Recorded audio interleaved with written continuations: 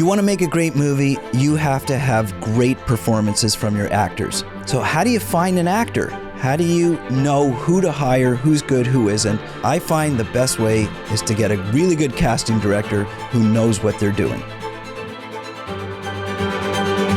If you want to be a successful indie filmmaker, you need to know a lot about not just the production of movies, but the business. We are going to tell you the truth and reality of what really happens in the indie film business.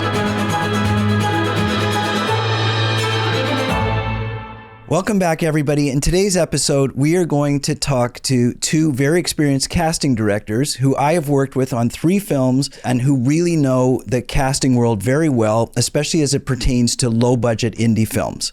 You're going to learn a lot about how actors get identified and chosen. Miriam and Candice, welcome to the show. Thank you so much for coming on. As I said in the intro, we've done 3 movies together, and I think you guys do a great job. I know that you know casting really well. I'm going to say one of the most difficult things that I think as a director is to actually cast. And that's because there's so many good choices. I mean, that's a good problem to have, but there are just we're sitting here in LA, and I'm going to say this is probably, the hotbed of talent in the world. This is probably the biggest talent pool in the world for actors. And there's just so many good actors. And it kind of breaks my heart when we do casting because everybody's so darn good. I mean, some aren't, but the good ones, there's so many good choices and it's hard to pick. So when I was, 3 films ago, I said, enough's enough. I don't know what I'm doing. I really don't. I don't know where to find these people. And I reached out and I found you, and you said, we can make this process more enjoyable and better. And you were right. All right. So let's just start with either of you can take the question. All right. How did you get into casting to start with? Like, why casting? Well, first of all, thank you so much for also recognizing casting. That's very thoughtful. And sometimes that does not happen. People think they can do it all. And I kind of feel like casting directors are super important. How I got into casting, I was always doing casting in the different jobs that I had, finding new and important talent, whether it be at an agency or in development. That was sort of my passion. And then I was able to segue development into casting. And got my first job as a baby assistant on Night at the Museum. But you obviously wanted to be in casting. I did. I sort of fell into it, though, in a roundabout way. As did I. I went to NYU for acting, but never really wanted to be an actor. And I interned at a casting agency for commercials, and I found my calling. So now you're behind the camera, not in front of it. I love it. Yeah? How did you guys find each other?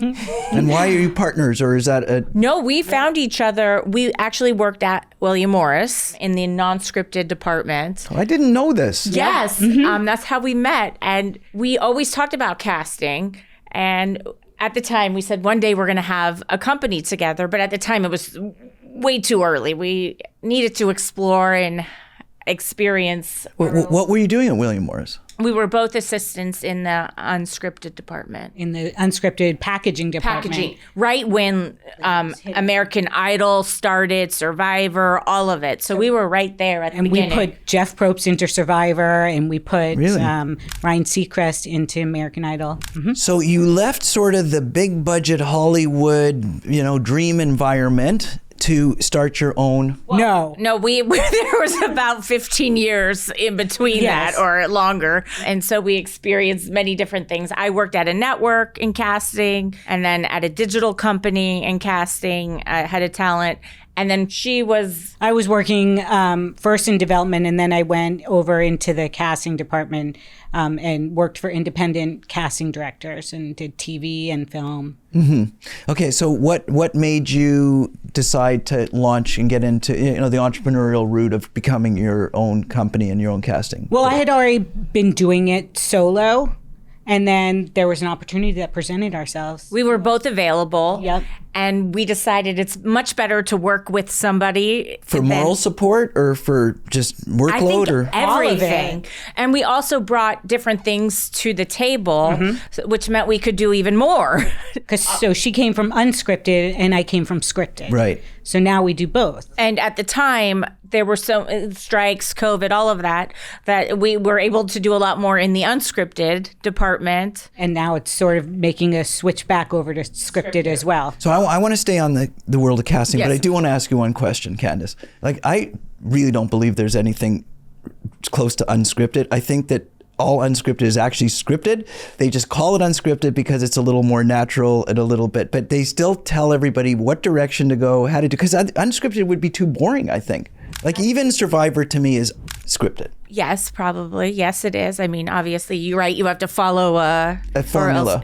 Or else it would go on forever or there wouldn't be anything. But I think in the way beginning, when people were really real and did not know what was going on, that they were going to, they wanted to share their lives because somebody plucked them out of the middle of nowhere. I think it was a different time. Now, yes, clearly everybody knows. That's what I believe. What you want to do it for a reason, for a hope of becoming famous. But anyways, I don't want to get it. I don't want to digress. Digress and get distracted with that. Okay, let's go into casting. So the reason I think a casting director, I would recommend for all low budget indie producers to use a casting director. Here's the reason. And you told me this, Miriam, years ago. You said that I can cut to the chase quicker than you can. You deal with these actors every day inside. You know them. You know who they are. Like me, I would have to do a casting call. And I did this, like before I started using casting directors, I'd do a casting call. I'd get hundreds of people, sometimes thousands if it was dancers and stuff like that. Very overwhelming. It takes hours and days and months to go through it all. I mean, you get these headshots. Like, how do you know who's good, who isn't good? You said to me, I've seen these people audition 100 times. Give me your script. I'm going to do a script breakdown. I'm going to do a character breakdown, which you do. And that's how it starts. And then you say, I already know who's going to, like you said, I know who's going to be in these films. I already know which characters you're going to want to hire, which actors. And you're right. So like, just explain, like, how often do you see the same people over and over and you get to know them, right? Well, you definitely get to know a lot of them. I mean, obviously there are going to be people that pop out and I'm like, oh, or we're like, wow, I never even thought of that person. Haven't seen that person. That's a new person. And that's exciting too. It's not that when I said that to you, it wasn't necessarily that I know exactly who you're going to hire. I know what you're looking for. Right. I understand what you're looking for and what your vision is because we had long conversations about it. So I was able to tailor the audition process to a bunch of people that I knew you were going to like. And then you throw in some like surprises because there's always like, you never know, like maybe today you were looking for something, you might just be surprised by the person. Correct. The odd time comes from left field and you didn't expect it and it actually works out. But how does it start? Like, can you, Candice, maybe tell us about this, like, sort of this breakdown of the characters and stuff like that. Right. So, we'll work with writer, director, producer, get the perfect, the right breakdown for each character. You do that though. You read the script. We read the script, but we also like input sometimes from if you want to tell us exactly what you're looking for, because maybe we see a different vision or this and that. We'll share our breakdown sometimes with you, and then you can tweak it, adjust it, and then we post them on different sites. And we'll also reach out to depending on what we're looking agencies if we feel that's a good idea too. But we want to really do it wide because you never know who you're going to get. Yeah. Because you never know. You can find that diamond in the rough that you would have never thought could do this role. And it's just, that's wonderful when that happens. Yeah, and there's new emerging talent all the time. All the time. All the time. People come out of the woodworks and decide they want to act or... Okay, so here's the biggest question that all indie filmmakers have to deal with and struggle with. Did they go SAG or non-SAG? So SAG, Screen Actors Guild, and that's the union, or non-SAG. Now, I'm going to say before you answer this is, I think SAG has done a really good job at making their union, people affordable at various budget levels, because they have, the different breakdowns, moderate, low budget, all this kind of stuff. So it's affordable to use SAG actors. But then, of course, you have all the 20% bump ups and all this kind of stuff. So you got to take that in consideration. But, a lot of people will say, oh, you want good actors, they have to be SAG. And I say, I don't know, this hasn't necessarily been my experience. I agree that there's a lot of good actors in SAG, but there's a lot of good actors in non-SAG. So what's your feeling, SAG, non-SAG? I agree. I think you can find some very interesting talent non-SAG. Because especially lately since post-pandemic and post-strike and all this kind of stuff, the jobs are harder to come by. What's that mid-tier level that we were talking about? Or the FICOR? Is that FICOR too? You can get which they're union, so they can do both. Can you explain FICOR? Basically, they're in the union, but they didn't make enough to qualify at a certain level, so then they can actually work as a non-union actor as and well. not not get penalized. Suffer any Right. consequences. Right. Which, I mean, is great for people who want to produce the movie non-union. And have union. Actors, because sometimes, I mean, that can help a non-union film sometimes. But there's also people, as you said, that are not yet in the union and are really great and don't get the chance to be seen because a lot of other movies won't take the chance on non-union actors. Right. So what does it take to get into the union? They have to have a certain amount of acting hours or something, or being Taft-Hartley'd in is another way. Yeah. Where the production signs off on it. Yeah. If you're like the only person that is perfect for this role that is union, but you're non-union, then you can get Taft-Hartley'd in. Or age. I just want to dispel this myth that it's affordable to use SAG actors. I can tell you that from experience because of what SAG has done with the levels. So I don't think that should be the decision criteria. It should be based on talent and the right fit for the movie, obviously. I've gone SAG and non-SAG, and we've had this discussion many times. To me, it's just about talent. And Miriam, one day you said to me, here's the concept, Jeff. I'll find you the right talent, but pay them the right number. And you've often said the SAG number is actually the right number. So even when we've gone non-SAG, I've paid the SAG rates, which is, I think, the right thing to do as long as we can afford it. Yeah, absolutely. So I'm not looking for necessarily a bargain on the talent, but I don't want to preclude non-SAG talent just because they're not in the union. I want the right characters, but I'm willing to pay that rate. I got to tell you, I'm not crazy about paying the 20%, bump ups and all this kind of stuff. But, but I think fair is the right word. Just pay fairly and you're going to get, good performances. Okay, so here's the big thing for me. And this is why I use you. How do you, it breaks my heart going to casting sessions. All these great talented people come in, young, old, everything. And I look at them and, last time we cast, remember? I said, how do you decide? Okay, one or two weren't great. Right. Let me explain to the audience what we do. So I basically say to you, you guys do your reach out and you get the headshots and do what you do. So you do round one. I call it round one, which is kind of going through the field and figuring out with the recorded sessions. Can you explain what sort of round one is? Basically, we do the breakdown and then we ask actors to self-tape.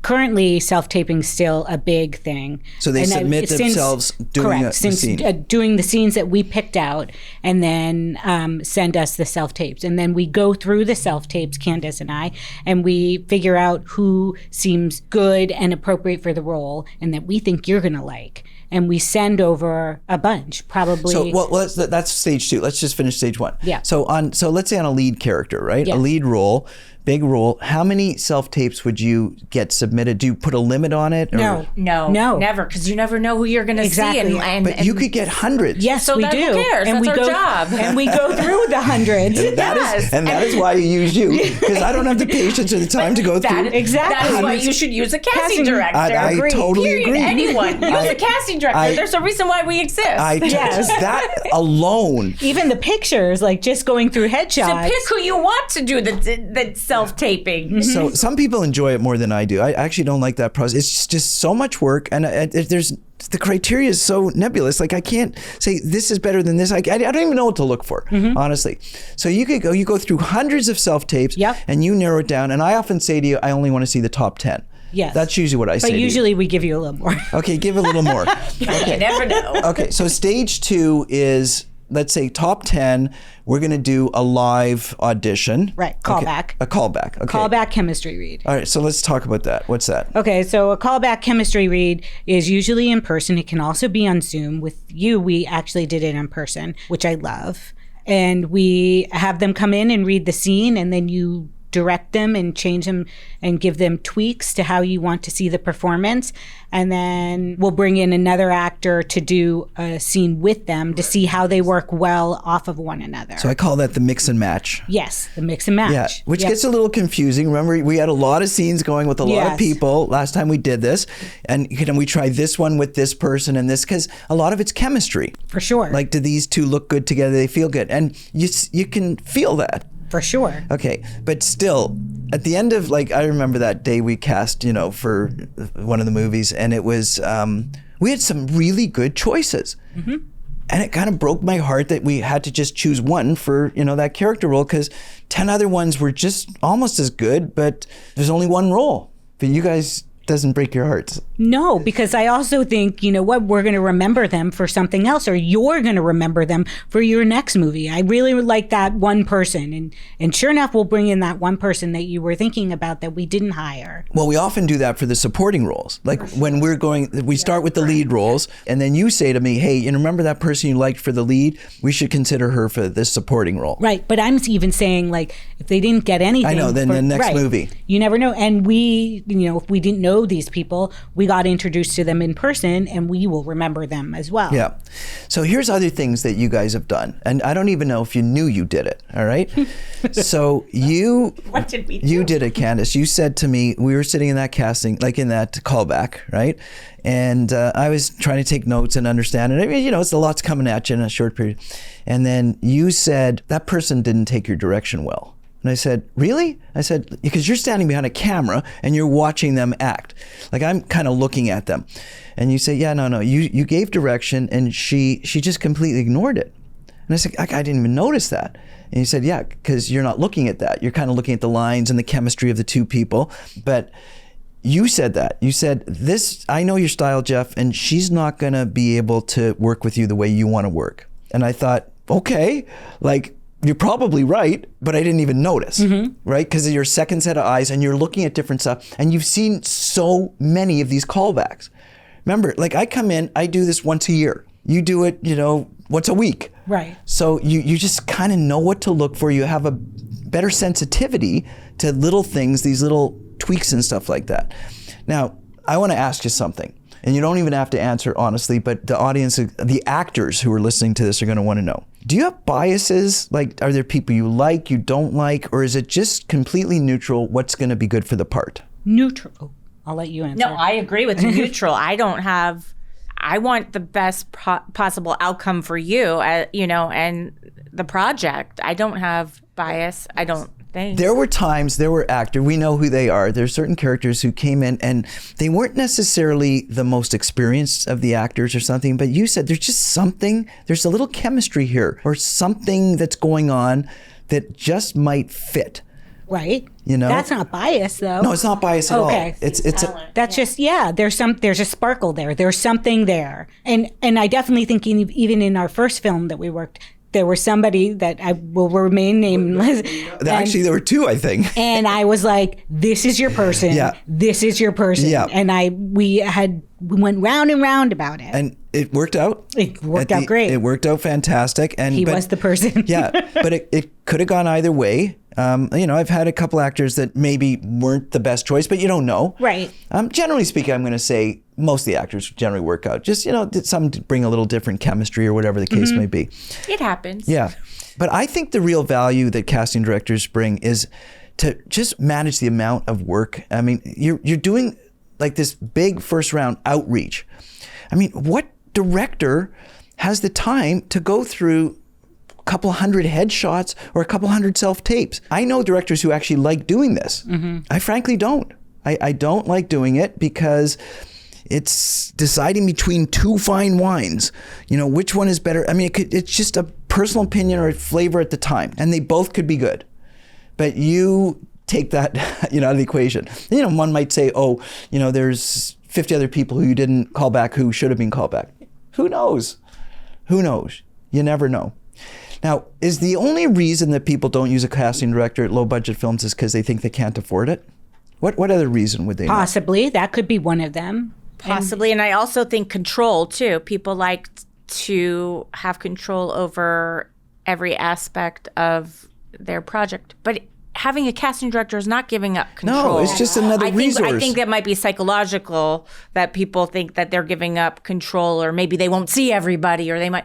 But I think a casting director, you can work with the person who hires you in whatever way they want. If they want hands-on from the beginning and see every headshot that comes into, we're willing to do as much, give whoever they want as much leeway to be involved, or if they have so much on their plate, they'd rather, give us the opportunity to, show what we can bring to the table. That's great too. But I do think it's probably most of it at this point is budget. Yeah, so I would say that it's almost illogical not to use a casting director. Honestly, you should budget for that. Thank you. And I'm not saying because you're sitting here. It's just the amount of work and effort and management that you do to help decipher this very tricky process is super valuable. And I think the value proposition is there. It's very clear to me that it is. And again, some people think, okay, if something's going to have to give, I'm going to give on that. And I don't want to give on my music or my script or something like that. But amongst the most important components of your movies are your actors, right? Right, the talent. I mean, you've got to get that right. Thank you. I mean, what's the point in having nice equipment and nice locations and if you don't have good performances? Right. So you got to get that right. And I think that you guys serve an amazing purpose there. Now, I want to just switch gears and I want to look at it from the point of view of an actor. All right. So I've been talking, as a point of view, director, producer, right? So I think there's a lot of value there. What advice would you give actors it's super competitive, this industry. Every industry is, but acting, oh my God, that's ridiculously competitive. And the difference sometimes is a look, a smile, a this or that. That's all. Just a tiny little thing, right? I kind of like say in sports, I used to coach hockey, right? Everybody was a good player. Everybody.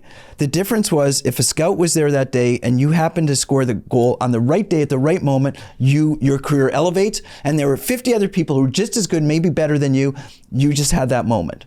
So what advice would you give to a young aspiring actor or even an older actor on how to break through, give yourself, a chance? Are there tips that might, I would say like get a good agent or something like that? That helps, but I also think there are actors out there who are not represented, who are able to get jobs and, they get themselves seen. So that's important. I think I'm a big believer of making strong choices. Like on your self-tape, make a decision and stick with that and make that strong choice. So choose sort of the way you're going to portray the character and go with it. Mm-hmm. And if it's wrong, then they'll correct you, or they'll say that it's not the right person. Correct. Yeah. But you made a strong choice, and that's important versus just being sort of, wishy-washy through it. Then you're not very memorable. I mean, you are your own brand, so you need to know yourself and be able to present yourself. It's good advice. What would you say? And I also think these days there is social media. There is so many ways that you can get yourself out there and present yourself so people maybe see you in whatever aspect, but also like go to classes, do, apply and audition as much as you can, submit yourself, see as many opportunities as you can, and make your own opportunities too these days. Like there's just so much available these days that there wasn't before, no matter what age you are.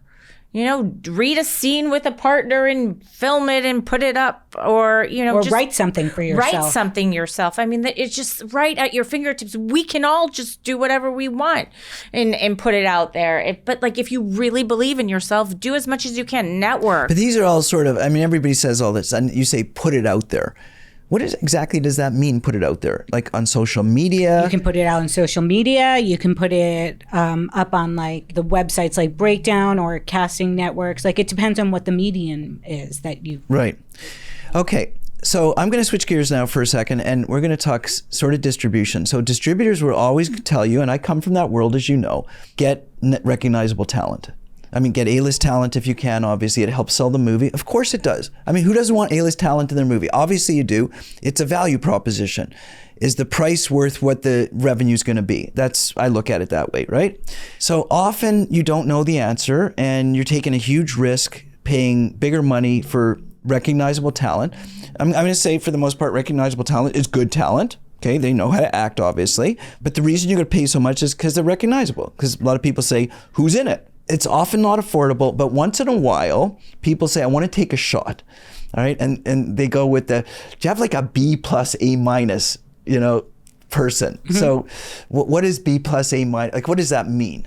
Like somebody who's done something and isn't doing it anymore? No, I think it's, I guess it could be. That could be one option. It could be that they're not the lead of things, whether it be like a movie or a TV show. So they're like second in line. That also plays a factor and is a little less than the A. But I also think it's international too, right? If that's what you're like, international distribution, it depends what your A and B, where you're planning to try to distribute this film. Like international A is different than USA sometimes. Okay. Just so you domestic. You know that. Yeah. Let's go with domestic. All right. Okay. So who would be? Give me an example of somebody who would be. And again, price points. I mean, chances are, in an low budget indie film, you're not getting A-list. You're not getting it. You're not getting A-list. You just can't afford them. And by the way, even if you could, they don't want to do it. Right. Because they want the whole production to be elevated, unless they wrote the script or they're directing it and it's their baby. That's different. Then it's their project.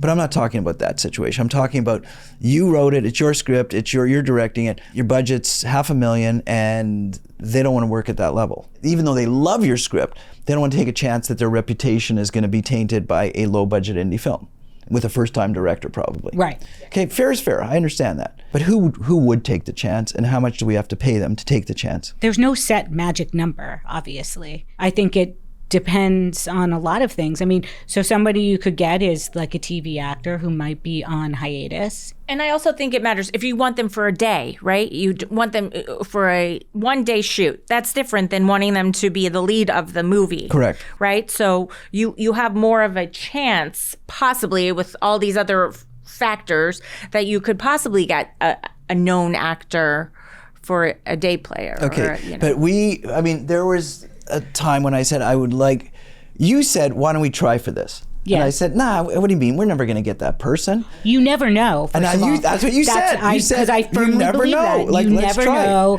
Maybe there's a moment they like the script, they need a little extra cash. If they really like the script, it's like all the worlds collide. So a great script, they haven't been working, and they have some time off. Why not? I mean, you never know. Correct. So it doesn't hurt to try. Correct. I mean, it's simple. You can get a quick answer. Somebody can read it, and if their people pass on their behalf or whatever, so you tried. Yeah. But we're not talking play or pay. Play. What's it called? Play or pay. Pay or play deals where you have to put money up for them to read and all that. And we're talking about people who, if they like it, we're going to make a decent offer, and they're going to. Agent's going to say, this is the range. Like, I don't want to waste my client's time. Can they afford to pay this? And you say yes. And then, but this is what they can afford to pay. So I agree with you. It's worth a try, but is it delusional to, like, how often does it happen realistically? Like, say, $500,000 indie features trying to get, what I'm going to call a B plus A minus, I think it's possible. I certainly think right now it's possible. We talking $50,000 for a day? I can't. I know it's all negotiable. I know that, but I think. But people want to know. This series is called Truth and Reality.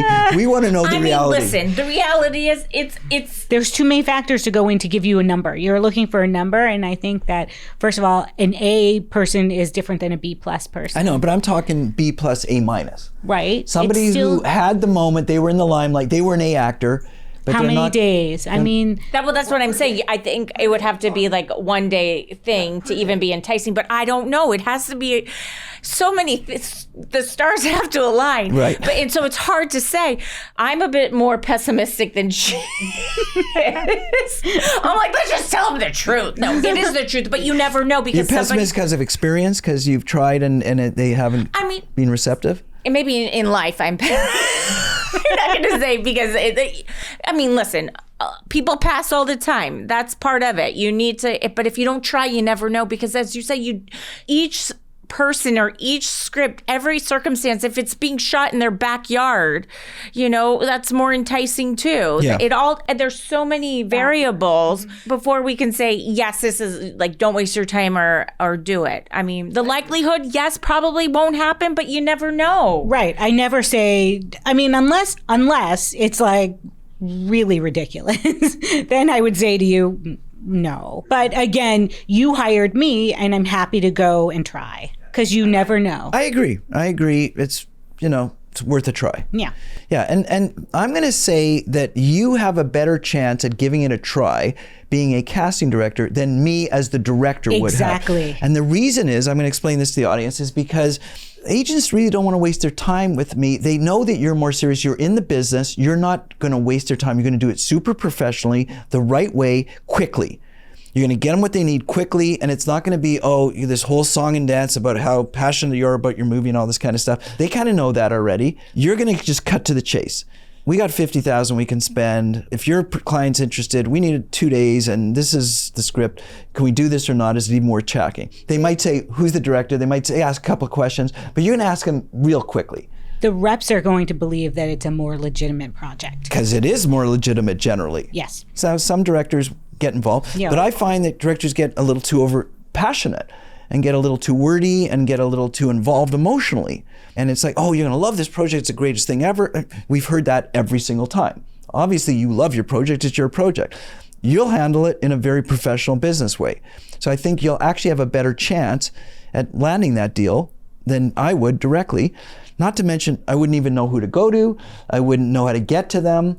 They're not going to necessarily return my call as quickly because they're not going to believe it. It's not going to be as legitimate. I mean, we deal with that too sometimes when we're meeting on possible new projects and we find out that, people already reached out to agents, managers without a casting director. And sometimes it hurts their project too because they keep reaching out and getting people passing. And if you're not doing it the right way, it hurts. They just don't believe that it's the less project credible. It takes credibility away from. But also, Miriam, I remember the first time we did this. I said, "Hey, maybe we should go for sort of a name actor in this role." It was the professor role, yes, right? And you said, "Who do you think?" And I said, "I don't know. Who do you think?" And you said you listed 10 people off. Like here's 10 people who would be appropriate for the role, who are at the level that we could probably afford. I could have never done that. And then we narrowed it down to 5 or whatever, went after them. We didn't end up getting them, but we gave it a shot. And people took your call and were receptive to the idea. Yep. Some people liked the part. They just, timing wasn't right or whatever. I think it was more legitimate the way, well, first of all, from a director's point of view and producer, I wouldn't even have known. I could have maybe named 2 or 3 people on that list. You named 10 immediately, just like that. You probably could have named 25 of them. Because you just know who they are. It's your world. You travel in those circles. You even said to me, "Oh, that one's not going to be available. They're shooting this movie, and this one might be they're looking for work or they've auditioned for something else." That. You have that inside scoop because you live and work in those circles. Whereas I would never know any of that kind of stuff. So, and I'm not trying to pitch you or anything like that. I'm just saying the truth of what really goes on. So the value there is so important because you land somebody like that. It's worth the price of admission 10 times over. Yes. So, okay, what other things would you say that indie producer directors should sort of be cognizant of in the whole world of casting? Because I really appreciate the value that a casting director brings to the table, but I don't think a lot of people do. I think shooting schedule, and I'll tell you why. Because I think this is your passion project, isn't necessarily the actor's passion project, but you hope that they're going to be passionate about it.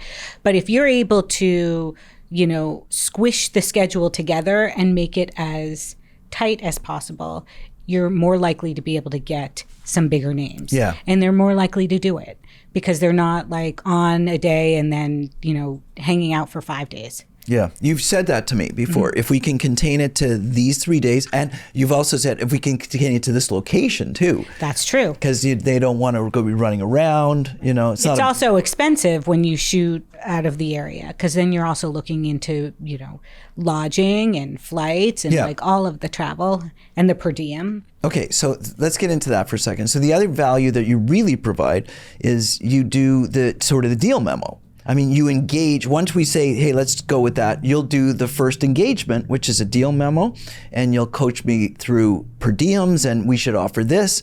And I mean, you're working on my behalf, but you're massaging it so that the actor feels good about it and is going to be comfortable. So and that the agent feels comfortable too. Yes, of course, of course. Exactly, that's important. Yeah, and agents. Agent and manager. Agent, manager. I mean, that's the middleman. They need to feel good. Yeah. Often the actor's not even involved. Exactly. Right. They have a manager agent. They What, don't know. What is the difference between a manager and an agent, Candice? Well, a manager can produce too, but that's agent can only take a certain amount of, I don't know, is it 10% still? Sorry. They're limited on their commission? They're limited on their commission. Really? Yeah. So why don't they just all call themselves managers? No, because it's... Some managers, I think you have to have a license to make a deal. Oh, it's regulated? I didn't even know this. Yeah, Sorry for those agent managers who are listening to this. I don't know. Yeah. But there are managers who do have the license that can make the deal. So what would a manager do that an agent wouldn't? Like what kind of things? A manager manages the day-to-day also and is really like about fostering the client's career and the their trajectory, and what you're going to... Whereas an agent would only look for work, like try to reach out and see what people are looking for? I mean, I think they also hope that their client will grow and become, a talent and all of that stuff too. But usually like agencies are much bigger than a small management company, and a small manager has less clients than an agent. Usually. This is just usually. Right. So they're able to, have a more day-to-day conversation with the clients. Yeah, as long as the clients are working regularly, so there's money. But even if they weren't, they still have the day-to-day discussion. I mean, and there are some people who just have managers and don't have agents, and there's some people who have agents and not no manager. managers. I mean, I think it depends how busy you are too. Why are you going to give all your money away? Right. Mm-hmm. Nothing of nothing is nothing, but... So you primarily actually probably deal with managers and agents, right? Because Yes. the talent comes in, they do the audition, they do the callback, and but for the most part, all the deals are done with the managers and agents. Oh, yeah.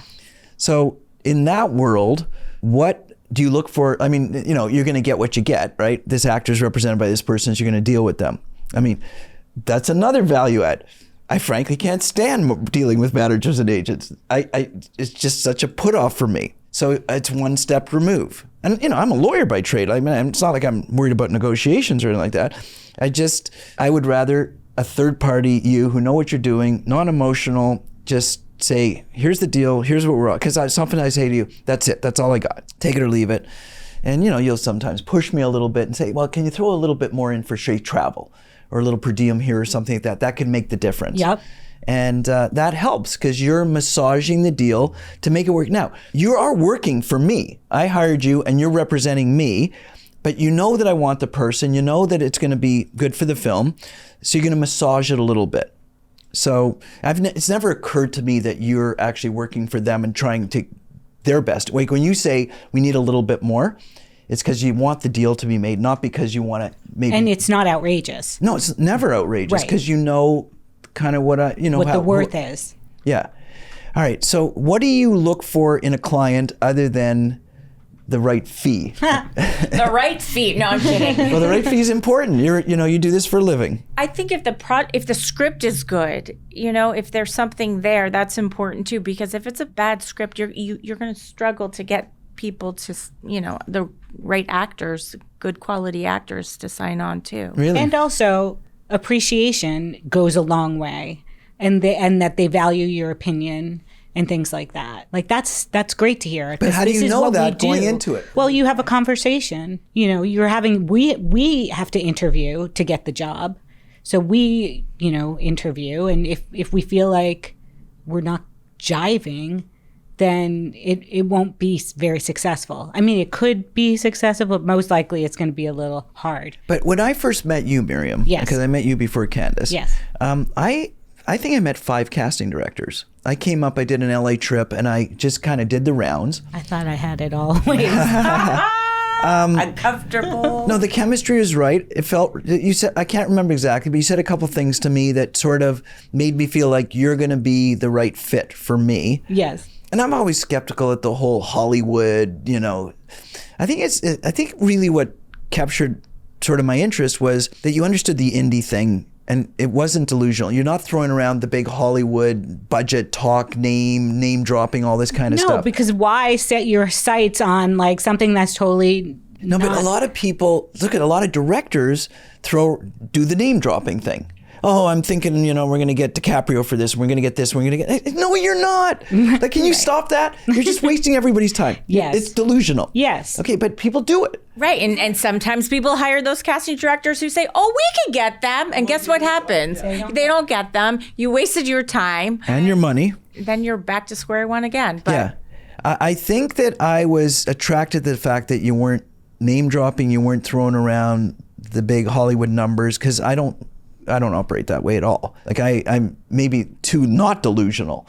Maybe I'm too jaded, right? To the point where I think, okay, there's no point even having this conversation because we're not going to get them. Right. And you said, no, let's give it a shot. I mean, if you have the time, try. But let's, at some point you have to just say, all right, well, we're not going to get these crazy names. And maybe not every role, too. Right, that's true. You figure out who you want to try to... Which cameo. What's going on in the indie film business these days? I mean, I obviously that's my business. I made 2 movies last year. You cast them both. Mm-hmm. I know how tough it is. I do the financing. I do the distribution. I know this business inside and out. And I'm going to tell you, this is not an easy business. What are you guys seeing? It's very slow right now. And I know that a lot of people want to work and haven't been working. Then that goes for everybody that goes for actors, that goes for every crew people, everything. Crew member. I don't know whether it's easier to shoot outside of Los Angeles or. But you cast outside of LA. I mean, yeah, we did. All of your films are outside of LA, but I meant like outside of California. Right. Tax breaks and things like that. Outside of the country, actually. Right. Right. That's what a lot of people are doing right now. And I wasn't talking just LA. I'm talking the indie film business. Right. I'm not talking just the LA indie film business. It's the indie film business in LA is tricky. Yes. It's a little more expensive to shoot here. There are no financial incentives below $1 million. They're trying to work on that, but yes. Yeah, but they've been trying for years. It hasn't happened. I've been involved in trying that. Mm-hmm. I've been very involved in that. Like I wrote an assembly bill. That's how involved I was. Oh, wow. Yeah. So what do you see as the future on the indie side? I still believe that there always will be that business. I think there will always be that business because there's always that passion that people have to make a film and, write it, do it down and dirty. I mean, you can do it. Mm-hmm. There are ways to do it. You find a way to do it no matter what. I mean, people come together, and also people who are passionate about being in this business, and there is no business to be had, or whatever moment. You figure it out. You give up certain things to try to make it work. I think there's always going to be storytelling in art, for sure. I agree. And I think indie storytelling is amazing because it just delves into areas that... It can be more honest. It doesn't have to be as commercially, I mean, it should be. And if you want to be successful, you want to entertain an audience, but interesting obviously. stories. I was going to say, I hate to bring it up, but AI, do you bring that into your films to make it a little less? Yeah, so that's a huge subject right now. Right? Okay. I know that's a separate issue, but I'm going to turn it around and say, what about AI actors? I understand. I mean, I've seen some influencers that are unbelievable and have gigantic followings. They're not even real. They're robots. Yep. I mean, they're just images. Yep. Right. I mean, that's going to happen in acting. AI is going to touch on every field. Yeah. Agreed. So, we're on the cusp of it right now, but it's going to happen. Non-existing. Bye. Nice meeting you. No, but who knows? Who knows what opportunities that'll bring or, what directions it'll change. So right. It's and interesting. It could help. I don't know. It's going to be a big change. I often talk to my kids who are involved in AI, like in a big way. I often talk to my students also. There's I teach, at 2 universities, and the question is, does AI enhance education or detract from it? Like, is it good for them to submit their, everybody says, oh, you're going to use AI to grade your papers. Well, why shouldn't I? You used AI to write your papers.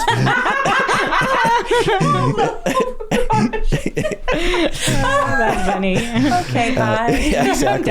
Anyway, we'll see. The world's ever changing. I brought it up. My problem. No, but you know what? Look at every industry evolves. It's all constantly evolved. The film business has evolved, right? Yeah. I mean, look at streaming changed everything. AI is going to change everything. You go with the flow, right? And we see what happens. So it'll be interesting. But I mean, you can shoot something with your camera, your phone. You can shoot a movie with your phone. You can do it.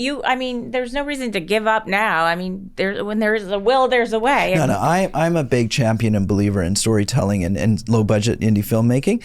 At the end of the day, it's about one thing: talent. Talent in acting, talent in writing, talent in directing, talent in just storytelling. If you got the talent, the second component is getting it out there to people so that they can see your talent. That's the tricky part. That is the real that's called distribution. That and marketing. That is the tricky part. So I spend a lot of time, talking to indie filmmakers about that. But people who have talent, they're still going to tell great stories. And people who don't have talent are still going to try to tell great stories. So that's the way it's always going to be. Because it is a dream quasi-delusional business. Everybody's got this, this vision that they want to make come true, and you got to give it a shot. It's kind of like what you just said. Hey, let's give it a shot. It may work, it may not. It may work, it may not. You got to give it a shot. Sorry, there's one other thing I forgot to ask you about. We talked about it with my production manager.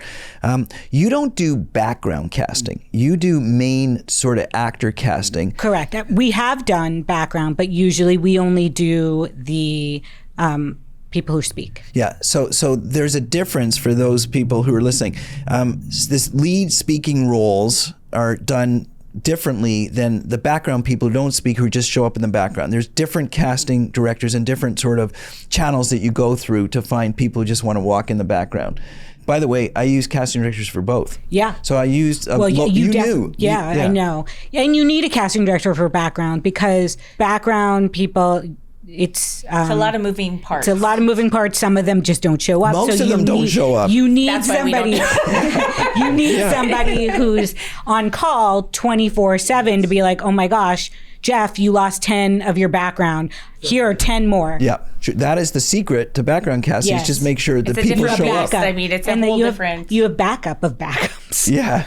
No, and that's literally what they do well. They just have a huge database and they just keep calling people and fill the holes. You try to get the right profile or whatever, but just fill the gaps. Yeah, so it's probably not as fun. No, I mean, some of them, no, it's time consuming. It's a grind where you want to put your focus. Yeah. And we enjoy working with actors, and, that is our sort of love and passion. Any last words in terms of advice for director producers and just kind of your time to pitch? Say, I think we've already pitched you enough. Yes. HoffmanBernsteinCasting.com. No, I'm kidding. I just think it's nice when people value casting directors and value what they bring to the table. So I think that's important to get the word out, and I think you are getting the word out. So that's nice. Mm-hmm. Right. I think that's true. It's just as important as a producer, a director, writer. That is one other very important aspect in making your film complete. Yeah, exactly. Okay, well, it was great to have you on the show. Thank you for your insights. I appreciate it. And more importantly, thank you for doing a good job on all my movies. Yay. You will be on the next one. I'm not sure what it is or when it is, but it's coming. Yay. We love that. Can't wait. Thank you for having us. Thank you so much. Okay, thanks a lot.